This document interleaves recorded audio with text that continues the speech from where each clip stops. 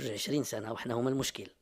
واحد الوقت بغاو يفضوا معنا، واحد الوقت يعني يعني الظروف تغيرات وكانوا مضطرين باش يسمحوا لنا باش ناخذوا حقنا إما كاملا إما مع الأقل قريب من كامل، لأنه المرور من 46 حتى ل 100 حتى ل 107 ما يمكنش نتخيلوا أنه زعما جا غير هكذاك. لا شك أن هنالك توجيهات أعطيت باش يخليوا الصناديق ترونكيل، أو على الأقل يعني على الأقل واحد الجزء كبير منها. و2015 و2016 انتم عارفين يعني جهات نافذة في الدولة وهي الخطيرة على الدولة، مش احنا بالعكس. لا، نحن من أنصار الدولة.